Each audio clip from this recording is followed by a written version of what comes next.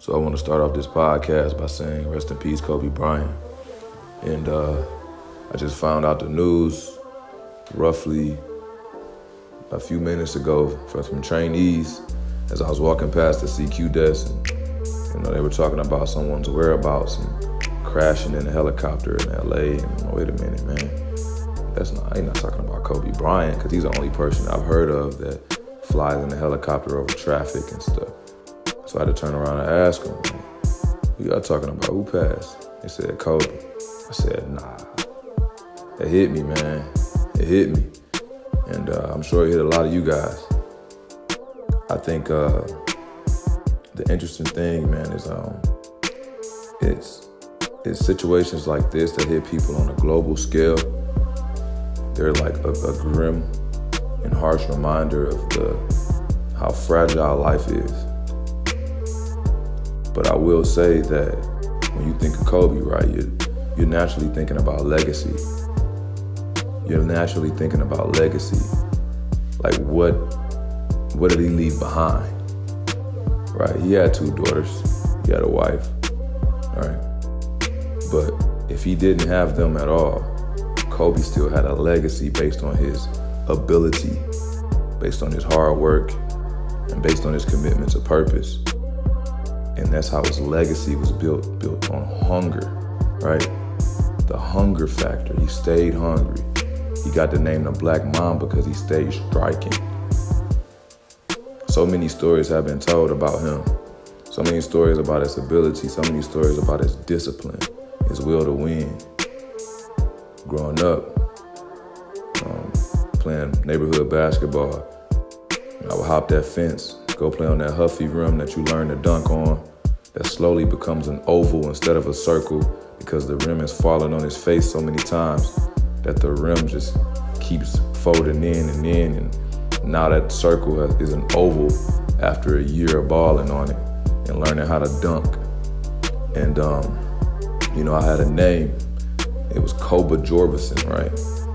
And the nickname was Kobe's ability to do the fadeaway, the spin and fadeaway, and the Iverson ability with the crossover, and just Jordan trying to embody that whole Jordan instinct. So I went with it. My boys co-signed it, and they was like, hey, you Kobe Jorvison, let's go. And as silly as it sounds, it made me play better, right? Because it was like a stamp. I have been stamped by my peers as having the ability of these 3 people. 3 of the greatest to me, honestly. I add LeBron in there. But yeah, just having that ability and getting that cosign. The interesting thing is this though too.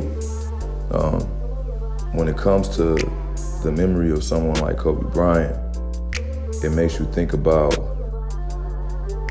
what stamp you're leaving, right? What signature you're leaving. When you think about shoes, ball players have signature shoes. What does it mean to have a signature? It means it's something that's you, something that when someone puts that on, you have signed those, right? That shoe is a sign to your personality and your being, to the point when someone puts it on, they may embody who you are. Basketball jerseys, your name on the back of the jersey. Meaning so much so, someone wants to be you so much so that they put your jersey on with your name, your last name on the back of it. That is huge. That is a big deal.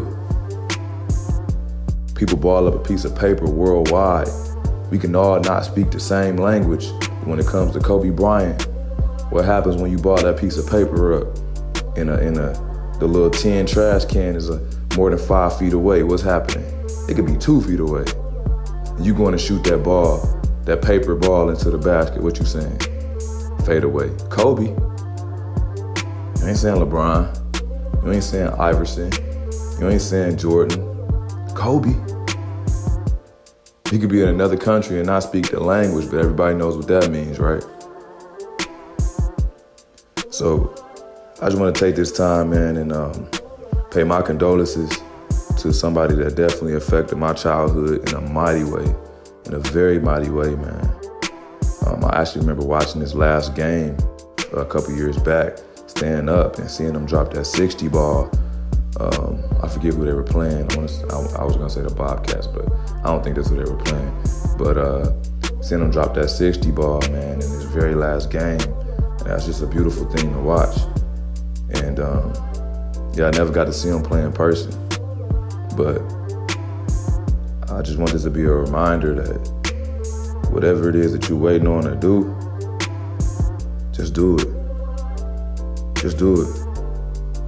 And I know for whatever reason this week, I've been having this reminder to continuously live my life and live every day as if it could be my last. Heavily, like I've heavily been on that. Like live every day as if it could be your last. I walked by my current platoon and I changed up my approach with my platoon a little bit. I gave them some new slogans, some new monikers. You know, we had Triple M, Marauders Make Moves. We still have that, but with this platoon, I said, you know what, I'm gonna change it up. And it's relentless as the grind, but the grind is relentless. Hustlers hustle. And when they say that, it's just this intensity, man. And it's just this surge of motivation and inspiration that goes through wherever we are. And it's amazing. And the grind is relentless. And hustlers do hustle. And I want to challenge you as well as myself to have a relentless grind, man. Have one so relentless that the world stops the way it is right now when you pass. It's important. Our legacy is not about us.